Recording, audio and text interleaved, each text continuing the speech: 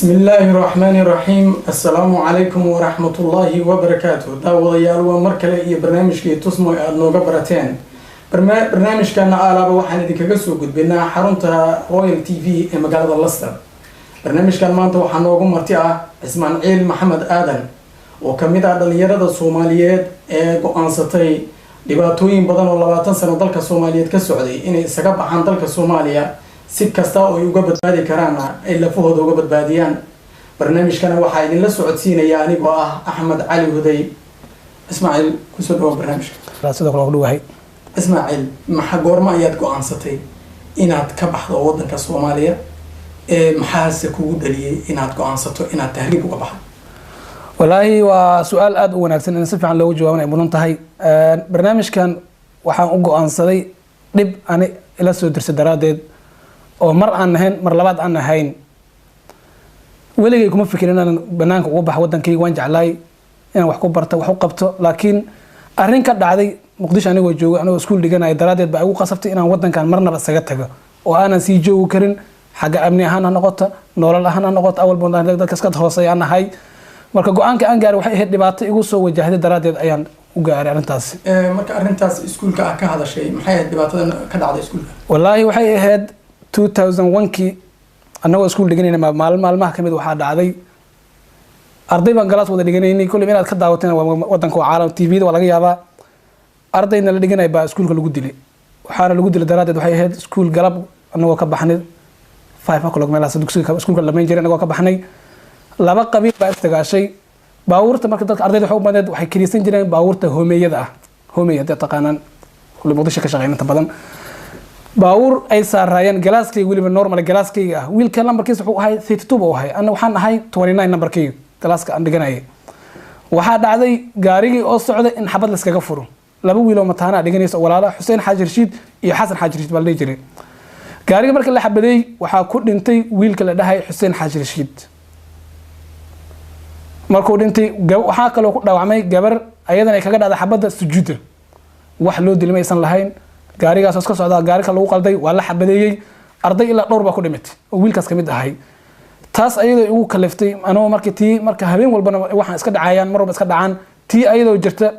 baa waxaan go'aansaday wadanka marnaba inay safe yahay aan joogi karin sidaan ugu bixi karaan aan ugu baxan go'aansaday marka goormaad ka soo baxday magaalada Muqdisho xageed soo uga baxday waxaan markaan intaan ka soo bixin qiso labaad baa igu xigtay taas ahayd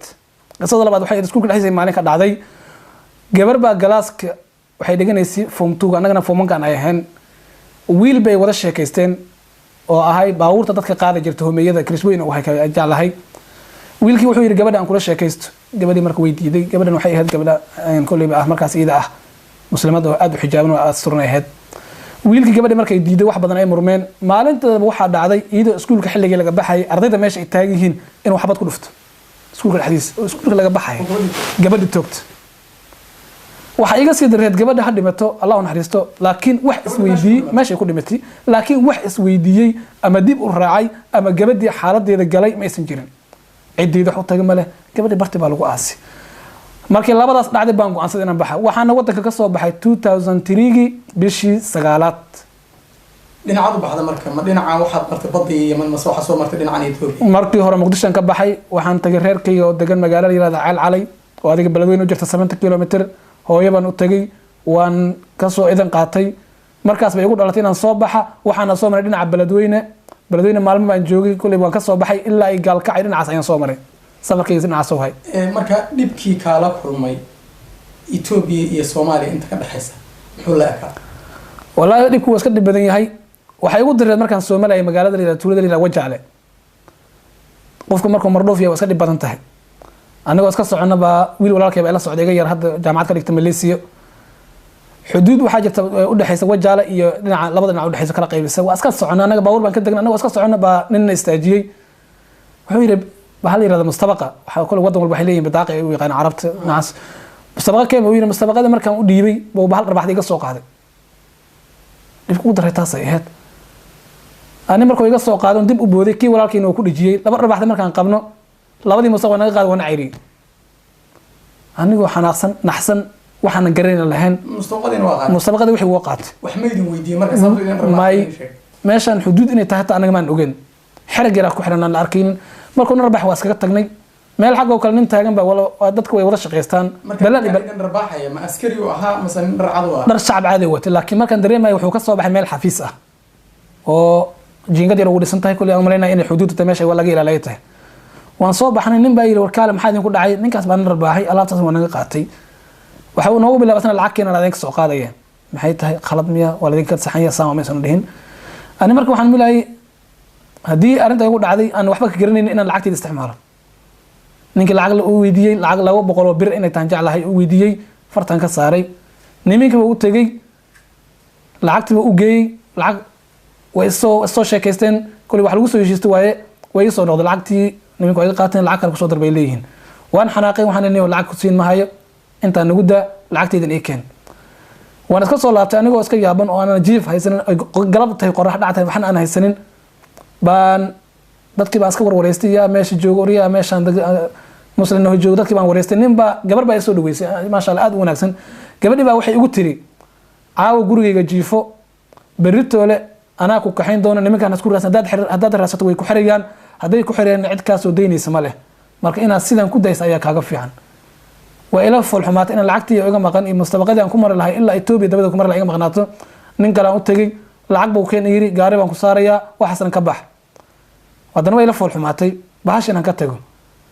nin baan lacag kala siiyay ninkii baa tagay bahashi baa laga soo qaaday mustabaqadii markii laga soo qaaday waa magaalo aad u rafaadsan magaaladaas ida ah arxan lahayn walaal lahayn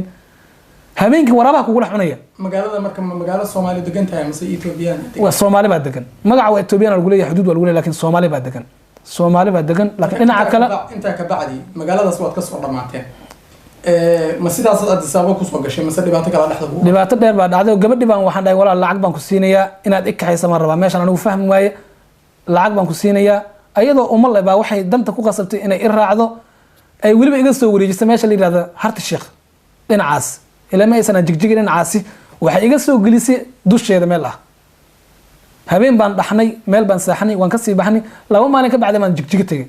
alxamdulillah jigjig markaan tagay hoosh way fududaatay gabadhi sidaan isku macsalaameynay xaqiiqada aan ku heshiin waa siiyay jigjig markaan saas ugu soo galay saacada bis aan joogo baa ka soo baxay gaar weyn baan soo raacay ilaa dhinacaas Harar ilaa Addis Ababa sidaas nabad ugu yimid markaad Addis Ababa ka baxday oo aad tagtay dhinacan iyo Suudaan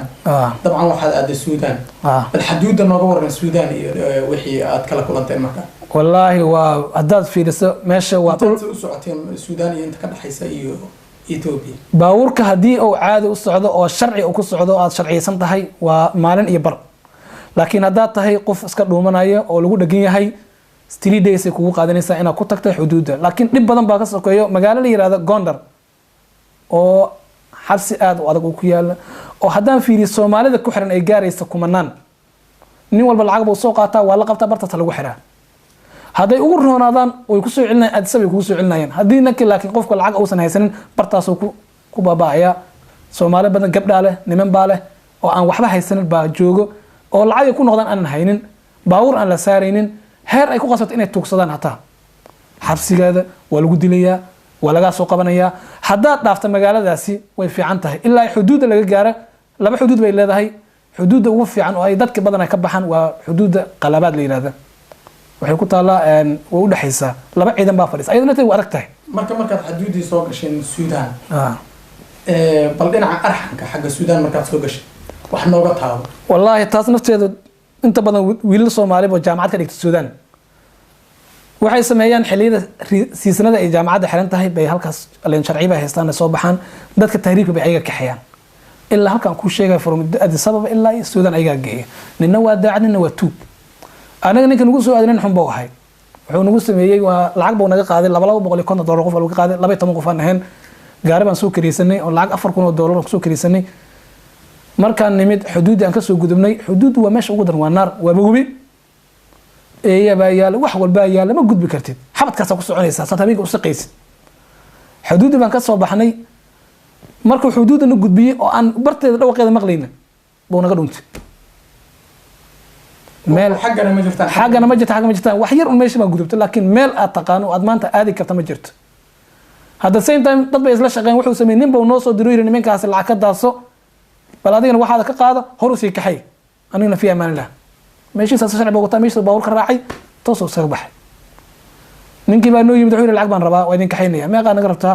qof walba inuu bixiya $150 12 qof aanan war lacag ma haysana dood dheer waa muranay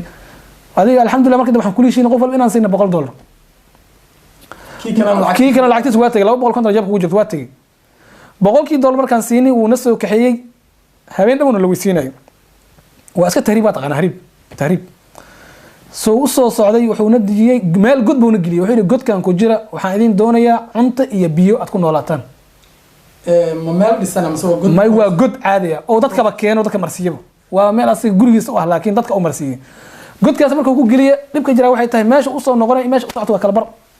waa inuu lugeeyaa oo wada raasada oo baawur meesha ma keeni karaan waa arrimihiisana ma qarxaya laba habeen baa naga maqnay ilaa maalin waxba lama cunin godka lagama soo bixin wuxuu nagu xiriirtan kala bacbu nagu wuxuu yiri ninka soo baxa waa la qabanaya meesha lagu celinaya qof soo bixi kara bartiina ku jiro laba maalin iyo laba habeen godkaas ku jirnay biyana ma leh cunto ma leh mana soo bixi kartid laba mid dooro ama meesha ku noqo ama marka meesha ku aamusnaa meesha baan ku jirnay saan ugu jirnay goor dabo galab asoo noo yimid muxuu wada laba caago biyo wada oo 3 litir qaad ah ma inta oo mana qaadatay sax baa lagu karsadaa intii baan meesha ku cabnay waxba noo keenay cunto yar oo wiilisa noo keenay cuntadii baan cunay bartay baan naga qabtay habeenkii baan nasiijo faahay maalin baan nasiijo faahay qolo kale waxa jirta marka waa xirin waa silsilada xiran waxa dadka lagu dhaca qolo kale guryo ay leeyihiin baa la sii ballamay martiqaad nagu la sameeyay cunto nagu la sameeyay soo habeenkii nasiijo faahay beetna geey guriga na geliyay guriga wali marka lagu gelinayo adoo lagu ceyrina lagu gelinayo inaad baxda lama ogolo inaad waxa meesha ka soo gasho lama ogolo meesha lama ogolo waa xirantay dakan barti baa lagu geliyay guriga baan ku jirnay cunta nala siiyay meeshii baan cunay hay wala baxad yiri lacag kala keeno qolo kale noo dhiibi asna meesha ka baxay qolo kale tii ka daran lacag keeno lacag yaa wata ninka uu watana wuxuu wataa $50 $70 $100 $50 markaan nin walba sheegnay wuxuu yiri idin ka xayn ma bartaan inta ka baxay dhaqaaqo xagee aadawa yaa ku aw meel aadama leh dhulka dhan waa ugu xiriya qada taqaana ma leh waa lagu soo qabanaya waa lagu shaqeynaya meesha inta soo martan ugu celinaya danta waxay noo qabsad lacagtina bixin $50 bartiba asna lacagtii baa siinay kan uu fiicnay gaari baa nagu qaaday la robal gaari nagu qaaday any control u ark waa dardaraya waa tahriib caadi xoog buu ku maraya waa xabad wax kasta controlka xabad ku maraya xoog ismaaciil halkaas aan kugu joojiyo daawadayaal qadar yar oo xayeysiisa ka bacdi ayaan dib isugu soo noqon doonaa haddii Allah awood loo ogolaado daawadayaal ku soo dhawaada qaybtii labaad ee barnaamijka ismaaciil wuuna soo kaxeeyay hana soo kaxeeyay markuu soo kaxeeyay asna magaalada labaad ee caasimada labaad ee Suudaan waxa la yiraahdaa caasimadaasi kuwa go'ay hadda waa Juba maya waa dhinaca kale Juba dhinaca kale hadda la soo maro waay dhinaca waxa la yiraahdaa caasimada labaad baa la yiraahdaa Qadaarif baa la yiraahdaa Qadaarif markaan u jeedna barakooyinkeedu way asna godna geli godkan galo yiraahdaa cunto idin keenaya halkan galo waxaad ku noolaataan iyo baawur baa idin keenaya magaalada idin gelinaya nuguma soo noqon waxay tahay dadka Soomaalida dhibka gaarsiiya inta badan Soomaalida wax u qabtaan ay keenaan waxa dhacday ninka inta sameynayay dadka saxarahaas lagu baaba'ay dadka lagu xumeynayay soo marsiinayay dadka soo rarayay lacagtooda dhacayay baa maanta lagu daray dawladda Soomaaliya oo kamid ah baarlamaanka ninka inta dadka laynay muxuu u qabanaa kan maanta wadanka joogo I don't think inuu wax dad qabanaya dadkaas oo kale ka buuxo meel walba dadka ku dhibaateeya haddana birito la shaati ku soo qaadanaya ku dhahay dad baan maamulaya marka arintaasna laga foojignaad aad baan ugu soo dar lahayn arintayda dhibka jira laba maalin markaan ku jirno asna godka oo wax noo soo socday aysan lahayn bay tala nagu dhalatay ninka maxaa ku dhahay dadkii waa la wada tashtay nin walba dad waxaana la jira 3 mar magaaladaas aan galaran laga soo celiyay lagu celiyay Addis Ababa oo aanan arki karin magaaladaas dhimasho ka xigay dad waa tashteen dad waa isdhiibeen waxay anagu magaalada galin xana la celiyo Soomaaliya hadda nagu celiyo meesha la geeyay dadna waxay sameeyeen anu magaalada ma arki karin anu waxaan ku jiray anigu walaalkay la socday waa heshay waa tashanay adiga lagu qabto amaanaha la qabtaan anu waa ka wareegana adna magaalada gal qofka koobaad loo qabto yarka walaalkay yarka kale waxay ayaga isla markii lama dhibin xabsi baa la geeyay Addis Ababa lagu celiyay wiilashii kale meesha galeen Ilaahay baa u fududeeyay dalka Suudaanta iska qaateen waa iska magaalada iska dhaxmareen gaari bas iska raaceen laba maalin way ku tageen ayaga aniga waxa ugu dhacday magaalada inaan ka soo wareyn 6 qof baan ahayn baa waxay nagu qaatay 6 days magaaladan ka wareegano oo aan wadada laamiga raasano nolol ma haysano biyo ma haysano ma socon kartid qaraha la yiraahdo qara dameerka baa meesha si xun uga baxa qarahaas goosanaysa beerana waa ka leeyihiin beeraha sabuulkaas goosanaysaa waa iska duwanaysaa laakiin wax lagu idmi ma aha iska cun iska soco waa nolol kale ma haysid wadada markaa kusoo dhacdid wiilasha la socda waxay ahaayeen niman meesha dhowr lagu dhibay waxay dhaheen laamim qaadamayna wadadan garab soconayna wadada baa waxay keentay haddana inaan maalintina la jiifa habeenkii la garab socda qaraas cun sabuulkaas dubo biyaha meesha fuusada beelaha ka cun iska soco 6 maalin ka bacdi marka wadadii aad ku soo wadada baa lagu dhacay hadda iyo kow iyo waxa ku sugaysa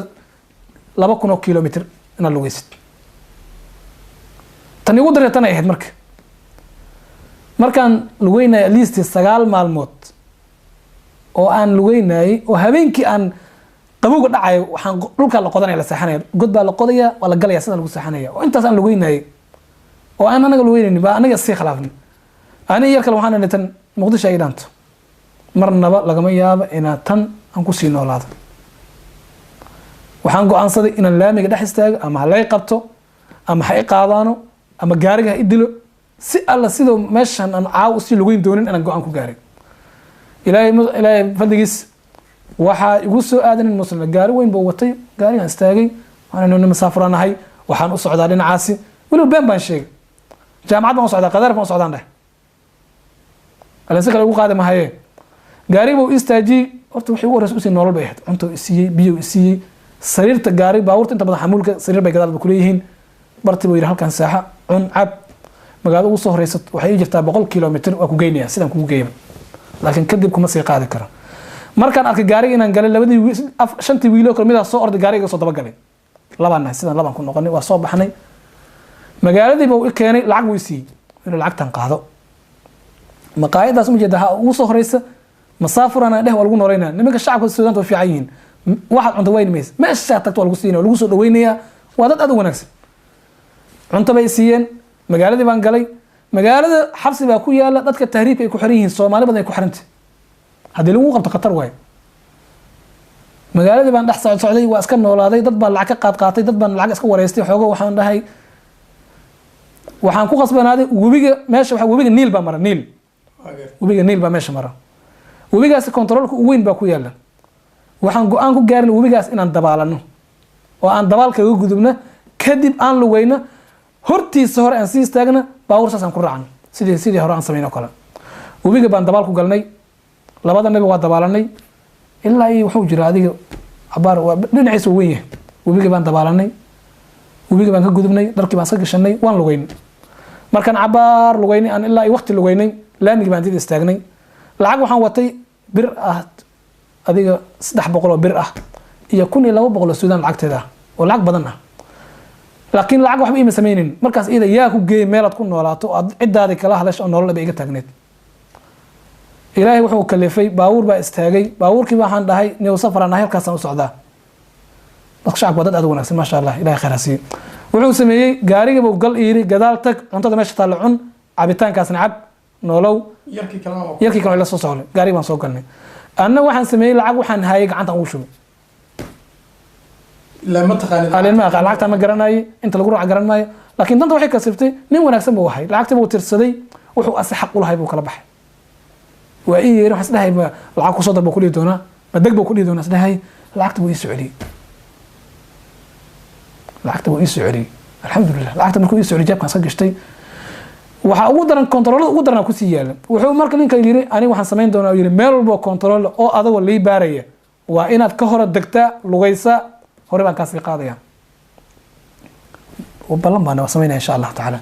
balantii waan galnay waan baxnay control walba oo la mar waan degay waan lugeynay dadka caadi aan iska dhigay shacabka marna si lugeynay hore buu iga qaaday ilaa uu iga keena Suudaan caasimadii Khartoum buu keenay caasimadda Khartoum markuu keenay dadku iska wanaagsan yihiin haddana jaamacadii ma aan garanayn meesha la tagay Ismaaciil halkaas aan kugu joojiyo daawadayaal waxaan gali doonaa qadar yar oo xayisiin ah oo isugu soo laaban doonaa qaybta saddexaad ee barnaamijkeena daawadayaal ku soo dhawaada barnaamijkeena qaybtiisa saddexaad oo Ismaaciil noogu ahaa marti maanta ee ku saabsanaa tahriibka Ismaaciil waxaad noo sheegtay iminka inaad soo marti ka soo baxay Soomaaliya soo gashay Ethiopia ka soo gudubtay Suudaan marka aad soo gashay wadanka Liibiya maxaa dhacay markii bacda jaamacadii safarkaagii labaad ee dhinaca wallahi Liibiya naarmeel qawmaleed mid ka daran way markaad meesha tagto xawaalada baa ku yaala dadkaada baad hadlaysaa lacag baa lagu soo diraa dadka inta badan waxay ku baaba'aan waa meeshaas waxaa kaa horey waa saxarihi oo loo socda qofkii lacag waxaa loo soo diraa wax yidhi 300 400 oo doolar qofka meel ma geysa dadka waxay la baaba'een waa intaas meesha ugu dan dadkay ku baaba'een waa halkaas gabar iyo wiil oday ciroole cardun meesha lagu baaba'ay halkaas waaye maxaa yeelay aniga maalintaas waxaa lii soo diray lacag 500 oo doolar ah aan watay 250 ninka ku qaadaya ka qaadanaya oo doolar 250 maalintaas waxaan ku darsaday inaan si al u badbaado lacag la'aan u ceeloonin waxa ay lagu jiro meesha dadka waa la xareeyaa guri baa lagu xareeyaa bil baad ku xareysnaynaysaa cunta lagu keenayaa wixii baa la soo xiraya fiilooyinka la soo xiraya baabuurka baa la soo xiraya dadkii baa la keenayaa bishaas cunta lagu siinayaa dad baa $100 wata dad baa $200 wata dad baa 1000 wata ninba nuuc baa wata tabartiisa wata bartaas laga soo qaadaya saxari baa la soo aadaya saxarahaasi gaariga Land Cruiser oo loogu talo galay inay raacdo 8 qof baa waxaan ugu soo saaray 26 qofood hal gaari Land Cruiser saddex gabdhood baan la socota waxa ugu dareed marka meesha soo baxday gaariga dadku waxa loo fadhiisinaa si aan hadda aan taabiri karin si waa la isku riixaya waa la isku riixaya ma wali lagu haada way garoorayaan si xun waliba ilaahu maxaad ii abuurtay gaaraysa gaarigaas waa la fahmi karaa 26 gaari la fursa waa dareem kartaa naftaada 26 qof waan soo baxnay markaan soo baxnay tan ugu dareed waxay ahayd xuduudda marka laga soo baxay wadanka ciidan ilaaliye bay leedahay qofkay qabtaan oo dhamat markaan soo baxnay waana la soo jaajoosay inaan baxan waa la ogaay 4 baabuur aan soo baxnay oo min 26 Soomaali Ethiopian waa wada badanna dad badan oo waa badneen waxa ugu dareed baabuur baan soo daba dhigay askar ah maalin dhan la xabadaynay maalin dhan gaarigaas oo daba taagnay wuxuu ahay asiga Toyota wax anagana Land Cruiser wadanay waxaan kuga baxsanaynay gawaarida Land Cruiser inta badan waxay leeyihiin ridoot bacaad iyo dhagax midna ma celiyo laakiin gaariga ayaga ay wataan waxa waaye bacaadka iyo dhagax inta badan uu ka wareegtaa ma gal kara mar alla marka uu nagu soo dhawaado bacaad baan ku reebnaa xabadaas oo dhayda ku haya ilaa ay kaleeto markii in wiil nooga dhaawacma ay naga reebtaan uu ka dhacbaa wiilkii baa waa ka dhacay 8 qof ay ahaayeen koray saarayeen xabadii soo tuureen baa wiilka ka dhacday wiilkii jilibkii ka dhacday wiilkii wuu dhacay waxa jirta marka ceelal laga qaato biyaha oo hadaadan marin noloshaada ay eber tahay aadan badbaadaynin ceelashii bay isla hadleen ciidan baa la sii fadhiisiyey waxaan nimid ceelkii markaan soo istaagnay oon gaarigii ka degnay ba haddana xabad nagula bilaabo anagoo biyihi dhaansanan darawalka bis ahaa degay iyo krishbooyga anaga ma aan degan darawalkaasna walbo marka telefoon waxaa la wataa telefoon casriga soranya cid walba isla hadlaan way ogyihiin way ilaa iyo Liibiya halkaas isku xiran yihiin meesha maraya wala la socdaa heer waxa dhacday gaariga beesh baan ugu xabadeeyay haddana aan ka cararnay meesha halhaleel yarkii meesha ku haray weerkay bay reebteen aniga meesha baan ka cararnay waxay noqotay inaan dib u noqono aan ceel kala raadino oo aan biyo dhaansano oo aan qoriyo wax lagu karsan lahay alla 5 habeen oo socda ku sugaysa 5 days iyo habeenkeeda baa waxay ku sugaysaa inaad sii socotid waxaan noqotay marka meeshaas ugu daran gabdhana la socdo waad ka gudubtay marka kuwaas waa laga gudbay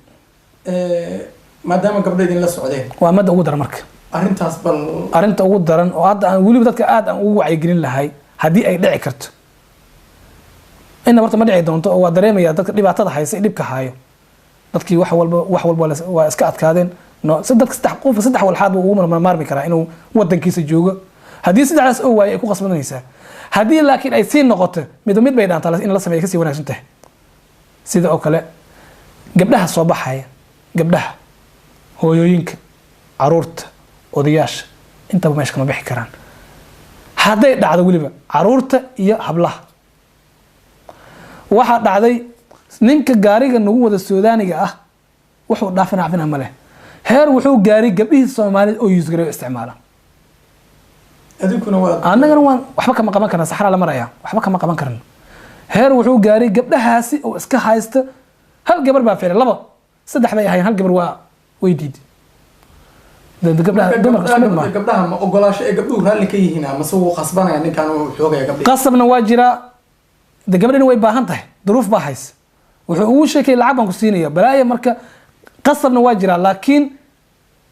tan qasabku way horeysaa waa marka xuduudda Liibiya la gala laakiin tanna rafaad kala waaye marka gabdhihii nimankii idin wada gabdhihii bay xoogayaan horta nada kama qaban karno laba gabdhood saddex bay ahaayeen dhibaato jirto waaye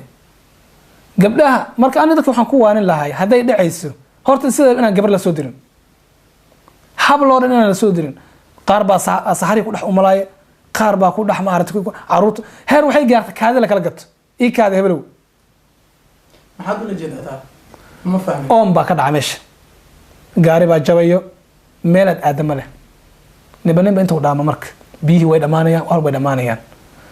inta arrinta dhacda waxay tahay marka qofka inuu yiraahdo war hebelow oon baa ahay ii kaadi oo kaadi la kala gato lacag $100 bay gaartay meesha qaali ay ka marayso kaadida waa arrin aad ula yaabaysid kaadi kaadiya qof kala cabaya kala baxaya ha uu gadanaya ilaa heer qofku marka uu kaadiyo waxa uu kaadiyo oo waaya aan tinaan soo aragnay oo kala meydka meesha yaala hadaad fiirisa wax Soomaali kaga badan ma leh baasaboorradoodii tintoodii lafahoodii dharkoodii aad bay u baabacsan yihiin meydka yaala ku baaba'ay baabuurka haduu mar jabo ku dhamaatay dariiqii meydku daadsan yahay mase meel uu u badan yahay jira oo meel buu u badan yahay waana wax loo sameeyay kas ma ahin tan meydka waxa keento meel baa kala wareeg baa jira xuduud ah Masar Chad Libiya Sudan meeshaasi waxa ka baxa qofka lacag wata qofka lacag wadan looga tagay naxariis ma jirto gaariga halkan ka qaaday 250 ka qaaday meesha markuu ku geeyo waa una maatasi gaarigaas kale ku wareejinaa laakiin lacagta markuu uu ka qaatay gaarigaas kale way ku jirtaa laakiin balama ah waa laga baxaya kan kale imaado waa ina lacag siisaa 250 kale ka rabaa 150 dad badan oo aan lacag wadanin bartaas looga tagaa annagoo lacag wadano qofkii marka halka looga tago oo dhamatay misla dariiqii uu ku dhimanayaa maso meel uu isleeyahay tag oo soconay meel uu socon kara ma jirto meesha la isugu iimaanay haduu ka dhaqaaq xagoo kale aadi kara waa saxara waa wada banaan halkaas uu fadhiisanaya ama baawur kale ugu timaado ama ha ku dhinto baawurtan inta badan waxay baxdaa bishiba maray baxaan hadii marka gaarigan bishan uu ku qaadi qofka nolosha inta gaari karto waa adigu qiyaas kartaa oo shan maalin socdo bil ka bacda gaari soo maray qofku gaari maahay waa marto waa dhintay marka dadka halkii daadsiin kan kale biri waa soo maraya kan kale waa soo maraya leedma ogadada meesha ku dhintay dhimaay saas loo soo maraya kii ka badbaada kii ku dhintay saas way sidaas loo maraa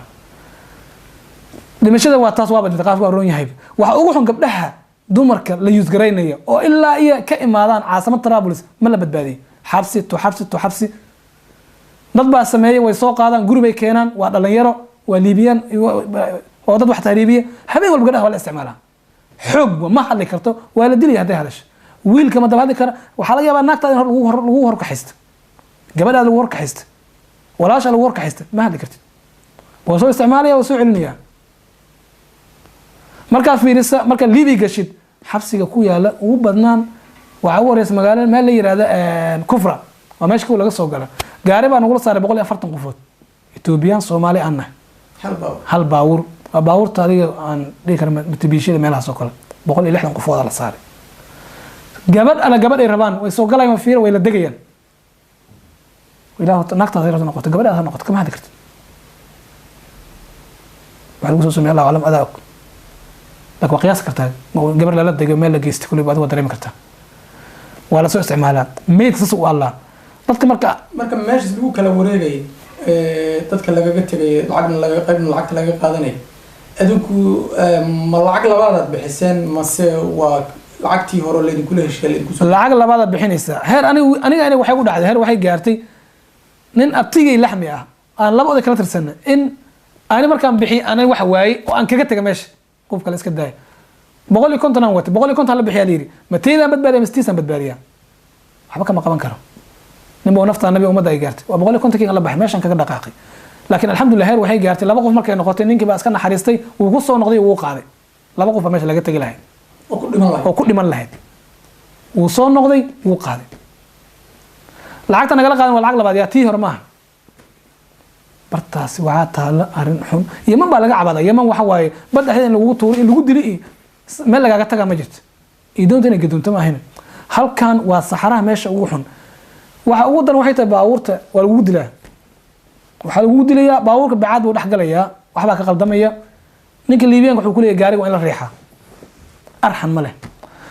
gaariga markaad riixdo aleen waa taqaanaa gaari markuu bacaadka riixaysa waa inuu cabaar socdaa haddii kan waa wadamaya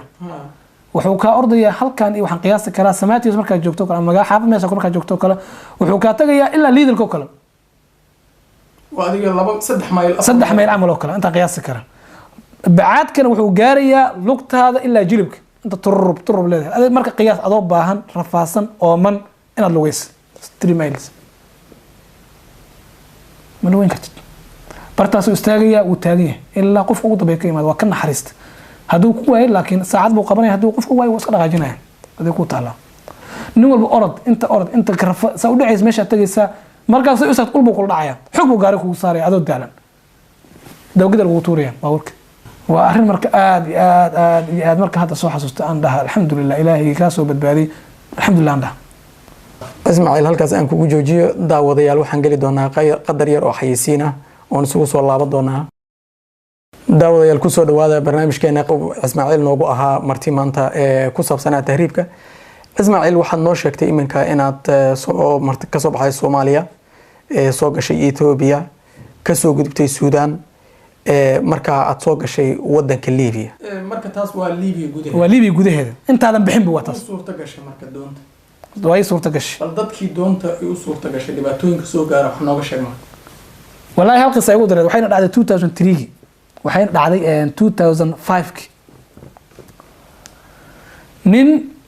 iyo caruurtiisa iyo naagtiisa baa doon soo raaceen doonta waxay saareen doomaka laba waay laash iyo mid weyn laashka waxa waa inta badan asii dadka badan laguma dhaca waa habeen ka bacda bixitaan waay haddii doonta badda kula kaceen ninkan waxaa ku dhacday doontii baddi baa la kacday way halawday badda markay kacday ma socon karto waxbaa qaldamay 5 caanug baa wata doonta marka hadii mar halawdo badda ma maamuli kartid waa badda meesha ku wadataa ماشي أقول ترى أنا قبضت وكذا شكين دون وقارد دونا هير واحد عي مركز دونتي نين كان عرور تيسي من مربوط ورا قول انت شنتي عرور ماشي السفي عن عرورتي من مربوط ورا عرورتي بدك اسكو كيس maahan hooyada iyo aabaha iyo caruurta isku adkaysi maaha waa la kala horeeyaa marka 5 maalin qofku waxba uusan cunin oo baahnaado qofku waa dhimanaya qof haduu dhintana culeyskiisa waa in isdhaafisaa badda ku tuurisa waa dhalay iyo waa meetiisan wadana ma jirto heer waxay gaartay caruurta in dhimashada bilowdo canugaadi oo dhinti ma haysan kartaa waa midkii kalena uu sii socdo badda lagu tuuray 5tii canug ninka halka uu kaga tagay iyo hooyadood asigi iyo waxa ka badbaaday mid loogu tuuray kii dhinta badda lagu riday kii dhinta baa la tuuraya ilaa ay ka soo gaartay asigi wixii la mid marka doonta la isku dayaa in la qafifiyo doonta in la qafifiyo lagu qasban yahay dadkan ka yeelaynin ba hadda canugaadi waa xasan tirata ma laga yeelay marka mid baa dhintay oo ku tuuray waa tuuriya mid kale dhintay oo tuuriya mid kale dhintay oo tuuriya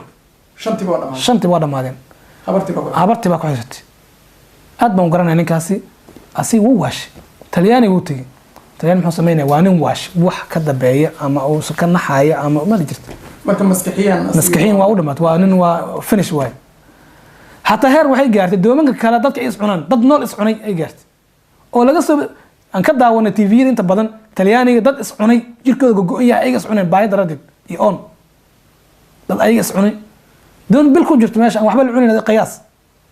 dad baa hilibkooda ay is cunay baahid radid laga kala way jirtaa nin maalmo ku gudbi nin maalin iyo habeen ka bacdi talyaaniga dadka waxa waalaya ama dhibka keenaya waa horta taasi nin baa ilaahay u fududeeyay ilbiraqs adiga marka groupkaagi sidaad ku timid talyaaniga marka wallahi ana groupkayga aad buu u adkaayay 2 mar baan doon soo raacay marka ugu horeysay waxay ahayd 2005 bishii 2004 bishii 8 bay ahayd waa habeenkii la dooranay madaxweynaha Soomaaliya Cabdullaahi Yuusuf habeenkaas ay ahayd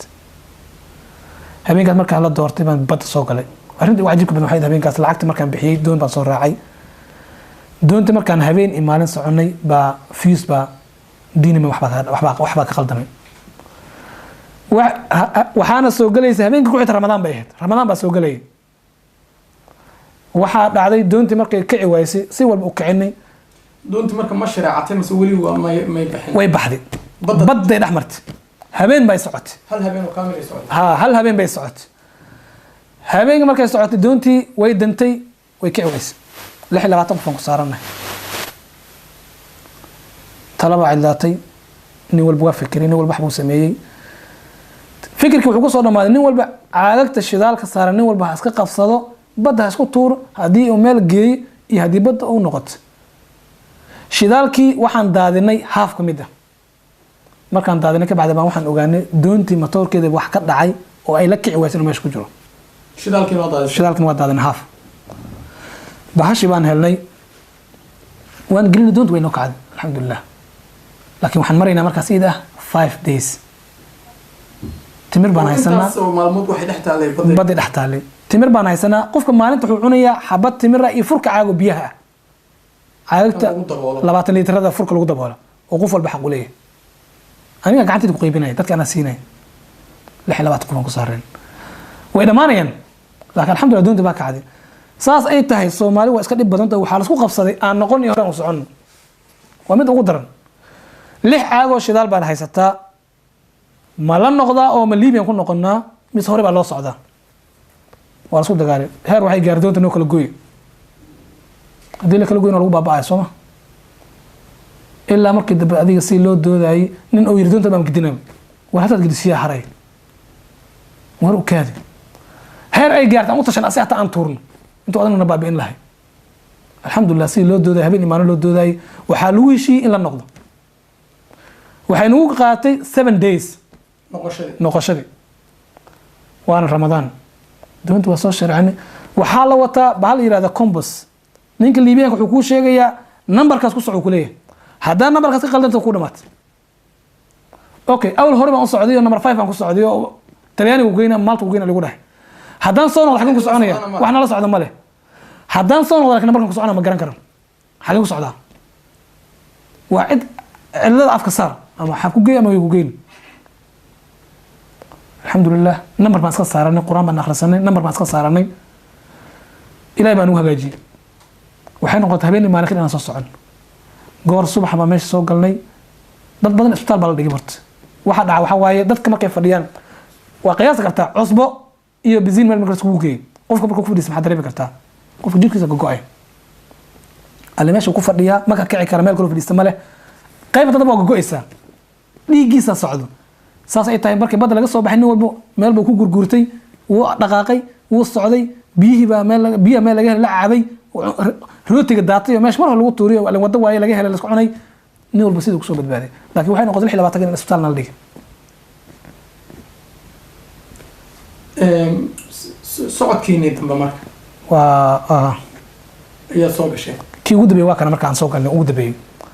kan ugu dambeeyay asna sidoo kale kama uusan liidan laakiin doonaga ma aysan halaabin waliba wax badan annaga isku sabab ahayn marka dhib badan ka bacdi waa soo gasheen Talyaaniga intaanan soo galin tana ugu dambeeyay laakiin waa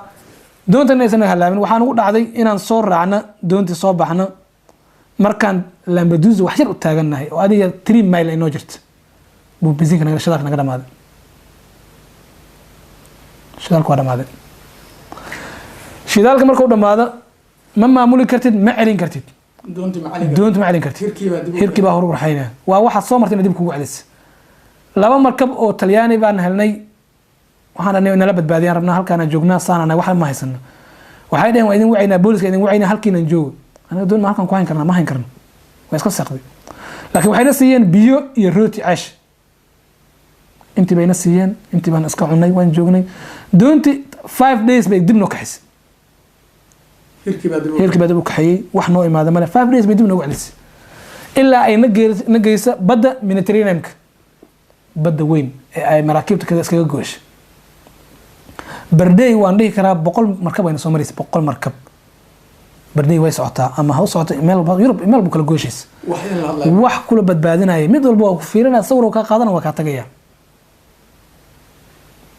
habeenadii waxaan isaga badbaadin jirnay caagagtii dhamaaday baan inaan jansiga ku shidna baan daban shidayna say noogu wareegtaan waa ku dardarayaan kuma arkayaan waa nagu wareeganayaan ilaa markii dambe ilaahay uu noo soo diro marka maraakiibta kamid ah markabkaas na soo badbaadiyey wuxuuna nagu soo badbaadiyey markuu na arkay sawirada naga qaatay buu naga tagay ka bacdi wuxuu soo wacay wadankii uu soo socday xagga laga lahaa markabka waxa laga leeyahay Denmark Danish calaamadiisa kulli waan arkaa wax badan magaalada ku arkaa Maersk Sealand baa la yiraahdaa dan magaalada leeyahay laakiin wuxuu soo socday magaalada Ingiriiska Dover marka uu naga soo tagay muddo 2 saac buu naga maqnay alanaasiga sharci umar inuu naqaad iska keen qaado meel nageey waa inuu meesha u socda weydiiyo oo yiraahdo dad noocaas haya ma keen karaa sidoo nagu yiri waxaan wuxuu yiri diskan wacay wayna idin aqbalan way idin qaadaya anagoo yaaban buu meesha noogu yimid waxaana la socday nin jiis ah la socday nin jiis ah hadda la sarbo la jooga macallin meesar baa la yiraahdaa heer waxay qaartay markabka marka la saaray la xambaaro oo wiish lagu qaada asiga dad baa markay biyo arkan kaada lagu celin naxay kaada ku istaagtay rafaad daraadiis laakiin alxamdulillah ilaahay wuxuu gargaaray wax dumar lama socono anaga markabkii baana soo qaaday barti buu naga soo qaaday waxay ku qaadatay in Ingiriis ka imaado 5 days inuu soo socdo saasaan ku soo badbaaday ana halkan ku imaaday ilaahay fadligiis Ismaaciil waxyaabay ugu yaabka badnaa badda gudaheeda ka dhacay dadka bini aadanka u sameeyaan inta aad safarkaas ku jirtay ama aad aragto maxaa kamid ah والله مid ka daran tan ninka waashay oo ilmihiisa tuuray way igu dareed taas waa xagga dhimashada tan igu dareed waxay ahayd oo markii badda aan ku soo jirnay ay ahayd inaan dadka aysan tala imina lahayn tala marka badda lagu jiro dadka isku tawfiiq yihiin marka meesha lagu jiro kala tan Soomaaliyan ku hayna barta doonta ay ku haynaan isku dhinac manihin isku meel kale doomo waxa jira baaba ah oo dadku dib soo dabaashaan oo dib u yimaadaan marka dadka ka soo badbaada meeshaas percentage-ka intii la egyihiin waxyaabo maaragtay la yaab loo dadka fanigu noqdana ma jiraan ay la yaabaan ma jiraan oo ka dhaca meesha waa jirtaa waan ilaa hadda waan isweydiiyaa oo dad wax badan waa isweydiiyaa doonba waxay soo raacday 26 qofood waxaana ka soo badbaaday 3 qof gabar iyo 2 wiil mid baa ugu sii cajiib badneed nin Soomaali baa wuxuu sameeyay doontii markay halawday buu wuxuu isku dayay inuu motor soo qaato doontii way gadoontay ninkii dabaal aqoon uu isbadbaadin kara waa wali socon kara laakiin inta kale way tagtay markay gadoontay qaar baa hore ka aaday ninkan motorka buu soo furtibo wuxuu rabaa motorkaas inuu safe gareeyo jiito gacantaas ku wato baddi kala soo bax hadana u gat si birito lacagtii kala doon ku soo raaci lahay meesha ka keen marka doontu ma meel badda u dhaweeyay maya wuxuu dabaalanaya 12 hours soo marka ku wato asoo motorka asigoo wato buu 12 hours cidihiisa way bixin cidii kuma yeelan laakiin motorka uu keen motorkana waa keen markaan 3 maalin maqneen baa ninkan motor iska wato noo yimid waxay ka timid dadkii way baabeen ana mago waa noolahay 3 saacadood soo dabaalanay markabka motorkana waa wataa waa kana baawur buu ku wataa waa kana soo deg dadka marka waa arin la yaabo nin dad baabeen asna 12 saac soo dabaalanay markab hadana waxaan maskaxdaada keenin karin ba soo qaada markab motor soo furo marka Ismaaciil ugu dambeyntii maxaad kula talin lahayd dadkan soo maray halka tahriibka ma joogaad ee lahayd ma advice ka duwan baad siin lahayd oo macnaha la talin ka duwan oo qaab kala isticmaalaan siin lahayd maxaad kula talin lahayd wala dadka waxaan kula talin lahayd or dadka ma joogayaan meel ay joogaan hadda kulli uma taalo sida Soomaaliya ka socota way joogi karaan laakiin dadkii ayaga aan balaay ay haysan aan ka yeelinin haday dhacdo qof inuu soo baxo waa advice-kii koowaad oo aan mar walba aan hadda xasuusanahay mana laga yaabo qof aan ehelkayga inuu mar walba meel Soomaali ama qof Soomaaliyeed aan jeclayn inuusan sameynin qof dumar inuu soo diro horta dumarka number 2 gabar ha noqoto hooyo ha noqoto inaan qof dumar soo dirin saxaray ku dhalaan baday ku dhex dhalaan saxaraha lagu kufsadaa badda lagu dhex kufsadaa meel walba lagu kufsadaa meel lagu dayna ma leh meel walba dib u yaal waa hilib meel yaal ayaga dadka waxaan ku waanin lahay